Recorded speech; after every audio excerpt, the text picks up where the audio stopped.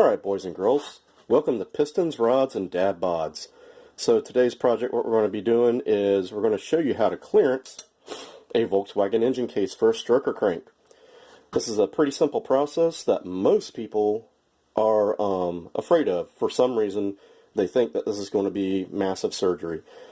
Most cranks are not going to take that much, especially if you use a different rod than stock. So we're going on the opposite end. We're going to use the worst rod combination and one of the larger strokes. Not the largest, one of the larger. Also, this is going to be a stock bore motor, which does mean that there will probably be a little more closeness to things because the cylinder opening is not bigger. When you do that, there's going to be a little less material here if they bore the case all the way deep. So, what are you going to need to do this? I'm going to do this without an engine stand. We're going to do it up here on a bench, just to show you that you can do it up on a bench. You don't need anything fancy, but you are going to need a few tools. You're going to need a Sharpie, or a marker of some sort. Something to make a scratch, a scribe, a screw head, or something like that, doesn't matter. You're going to need a grinder. This is an electric grinder, Harbor Freight. It's like 30 bucks, I believe.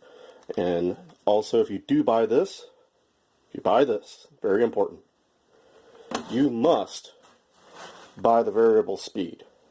Alright? Because this thing starts out, it has no variance. It's on or off. And it starts out at like 11,000 RPM. Way too fast for what we're trying to do here. You will need some cutters. Alright? Now, a lot of guys go and they buy things like these and they think this is what they're going to do it with. You're going to go through these little stones quicker than you can't think about. They work, they grind. If that's all that's available, buy a lot of them. But the better thing to use would be a burr. Now this one is made for aluminum. Alright, and the way we can tell that, it's a single cut. Alright, a place you can get this from on the internet is like jegs.com. I think Summit sells them. Eastwood used to sell them. I'm not sure if they still do. I know they sell these. These are double cut. If you look, it has two crosses on it. And this is made for steel and non-forest metals, like things are going to be magnetic. These will work on aluminum, but you're going to have to use like WD-40. They will get clogged up every now and again, and you'll have to clean the chips. They still work. They work great. You can get these, I think, even at like Harbor Freight. You can get these at Jags. You can get these at Summit. You can get these at Eastwood. You can order these online almost anywhere. But these cut much, much, much faster, which can be a blessing and can be an evil thing in disguise. These are a little more expensive. Usually for the price of like 2 of these, you can buy a whole set. But you don't need anything fancy. All right. So if this is all you got, no problem at all. It'll work. If these are all you got, it's going to take you some time, but these will work still too. So, first thing we're going to do is we're going to take our crank. Nothing has been cleaned. This stuff is going to make a mess. Wherever you're going to do this, you need to make sure that you're in a place you can make a mess, because aluminum's going to fly and it's going to be everywhere. So, don't need anything super clean. This crank actually is all grimy and stuff, but we're going to clean all that up later. Right now, we just need to put it in the case, and we're going to figure out where we got to cut. Alright, so we've thrown the case up together, sort of. Got the crankshaft in there, and as you can see, nothing turns because it hits every single thing you can think of possible. Alright, so this is an 80 stroke with a stock Volkswagen rod. Alright, the stock Volkswagen rods are really big on the non-nut side of the bolt. Alright, that's where all the most of the clearancing will be. The other side of the bolt takes some of the area on the clearancing, but mostly up at the top of the case here is where that comes into play. Alright, so what we're going to do right now is we're not worried about what's hitting right now. We're just going to mark out areas that we can see, we know we need to clear. Alright, so what we're going to do is we're going to take our little Sharpie and we're just going to mark the case up here. Alright, connecting rod number 1. This will be for, actually, this will be for number 1 cylinder on this particular motor. So as you can see, when you're going to do this, you want to remember the relationship of the rod to the piston, okay? And the rod is never going to do this number. This is very aggravated, but we'll just do that, alright? It's always going to kind of line up with the center of the crankshaft, or the center of the board, whichever that kind of ends up on a Volkswagen. It's kind of like the center line of the crankshaft. because the piston is going to be held in a certain location. So when you go to clearance, you know, you can move it around to make sure that you've got ample clearance. But when you go to grind it, you don't need to grind it where it's going to clear at this angle, which would be a lot more material in some areas. You need to make sure it always is lining up where the center of the piston would be. Okay, so let's show you here on the Volkswagen what that would mean. That would mean, sorry for the shakiness, it would be in the center of all these studs. So it's not going to be at this angle. It's going to be at this angle. Okay? And let's see if we can show you. See how it will move the rod? Alright? That will move the relationship of what you do and do not have to grind.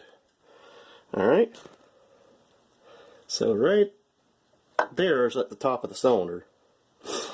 Right there's the bottom of the cylinder. See how much more clearancing you're going to have to do for that rod nut, that rod bolt to clear. Alright? Stay there. Alright? Top of the cylinder. Right? It would clear. You know? Bottom of the cylinder. But it's going to ride right around there. Okay? So we can pull this through the motion and boom, we touch right here. Alright? So there we go.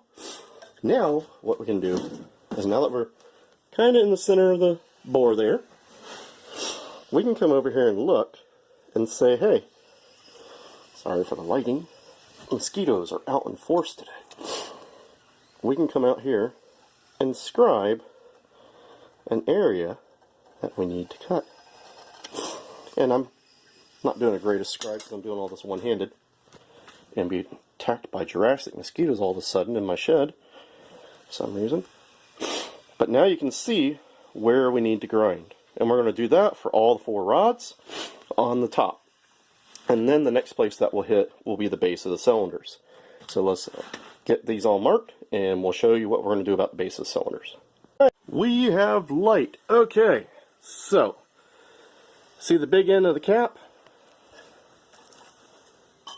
It is hitting on the inside of the case over here against this web. There's a web right here. Alright, and part of the cylinder. That's going to have to be clearanced.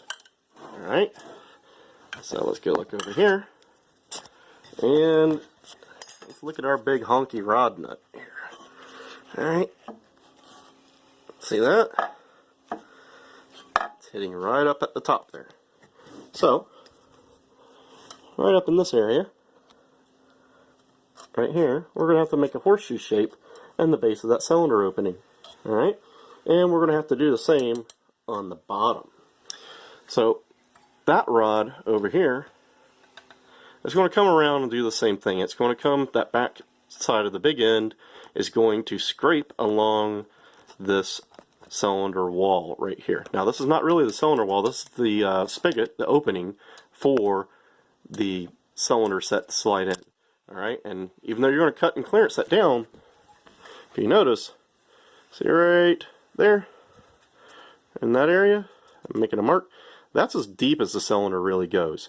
So that right there, I would say, is about 13 millimeters or a ½ inch easily from the edge of this to there. You're not going to grind 13 millimeters of material out, so don't get all worried that you're going to hit the base of the cylinder. It's not going to happen right there. Now if you had a really short rod where the piston would come in, then you might have some piston issues pulling out the bottom of the cylinder. But for what we're doing right here, not going to happen. So anyways, let's pull this out and we'll start getting to the fun part of making aluminum fly. Alright, back into shaky one-hand land here, boys and girls. Alright, so as you can see, this rod kind of lines up with the center, and way in the back there, I'm still getting really close. That is a little closer than comfort for me. Okay, that actually might be about a millimeter, but I'm going to clearance it anyway because there's plenty of room there to do so. Okay, and let's look over here at this rod, and we can see that it is clearing. Alright, that's hitting the top of the case in the opening, that's hitting the bottom of the case in the opening, okay? And see how it touches? See how when I change the rod angle, it will touch in a different spot? That's never going to hit right there. See, even though that's hitting right there, the rod is all the way at the bottom of the cylinder. It's never, ever, ever going to be there. Where it's going to be is right about here. Alright? And on the left side there, I'm going to clearance that a little more. There's probably a millimeter there, but I'd like a little more. Probably like 100,000th. Alright? So you can kind of see there, that's the things we're dealing with. Let's see if I can get this to turn. And we'll look at the rods on the other side. Alright, so we got the case clearanced. Everything has been, it's been cleaned now, if you notice, a little better. So what we did, after we made sure the stroker crank clears everything, everything was good, we got 100,000ths or more of clearance. We went back through and we used a cartridge roll and went through and cleaned off all the sharp edges, because when you've been grinding that, you're going to get a lot of deep gouges and edges in there. So we went through all the webs, make sure you clean all the webs that you had to clearance, make sure you get those all nice and smooth so that they don't have any sharp edges. Sharp edges is what will cause a crack. Alright, so we cleaned all those off. In this area, this has kind of got a radius to it for the back side of the rod, and the cartridge roll doesn't fit in there so well. So I did use these little stones. These little stones do work good for that because they already have a radius to it, and you can get in there and clean that up.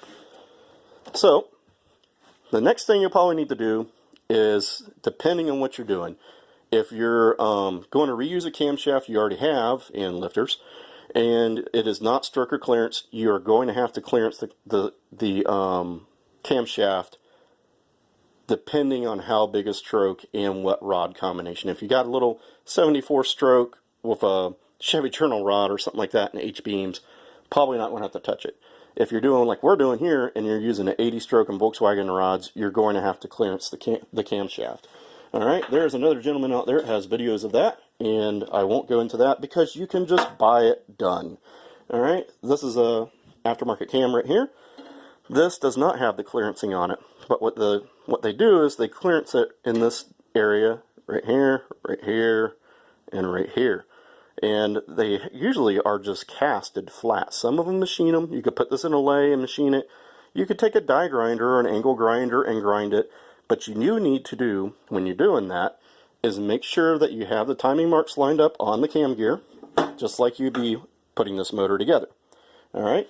And the reason being is you want to make sure that this thing is in sync so that you can tell where it's going to actually hit. Because you don't need to take a huge amount out. You just need to take out the parts that are going to try and hit, just like here. Makes the camshaft more strong, you know.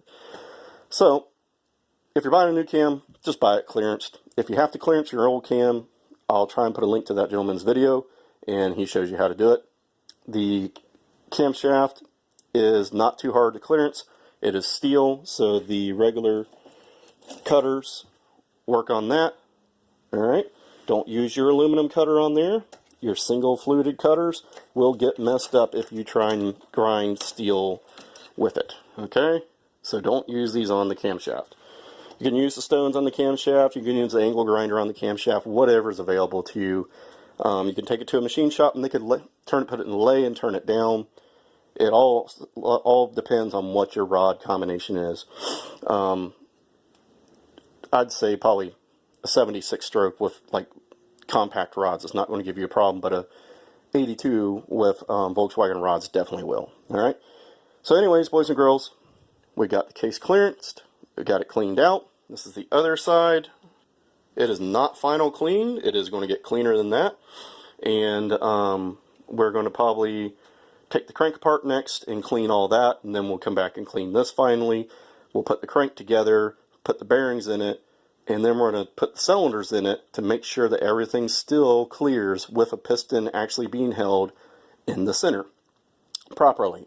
So that will be the next adventure, I guess, is we'll be assembling the crankshaft and probably the final test fit, I'd say, of making sure the stroker crank will clear. So anyways, boys and girls, if you wanted to see what this looks like, that's pretty much it. It is not rocket science. It is not anything to be scared of. you can do it. The worst you could do is probably put a hole right back here. This is the number one spot I've seen where they kind of get a little thin is right there and right here. And if you see, right here where my finger is a low spot. They've actually casted in a divot there. And that divot is for the socket to go on for this bolt. And that's one area right there. If you notice, it's run pretty close to where a rod goes. That's an area that commonly can get broken through. Not the end of the world. You can put JB Weld on top of that. I've seen it done. I've seen it done on drag cars. I've seen it done on street cars. I actually had a street car that a professional engine builder built for me, and he did that, and he put it on there, and guess what? I never had a problem with it. He also put some right here just because he was scared that was going to pop out, because I chose an 82 stroke with a set of stock rods. Not all the way stock, they're Gene Bergs, but they're based off a stock rod. So, you know, the JB Weld will work. It is not the end of the world. Now, if you're grinding through, somehow you grind through an oil passage, then you got something else going on there. But you shouldn't come close to any of that, because those are at the top, right up there. All right. I don't see any reason that you'd ever get that close to that.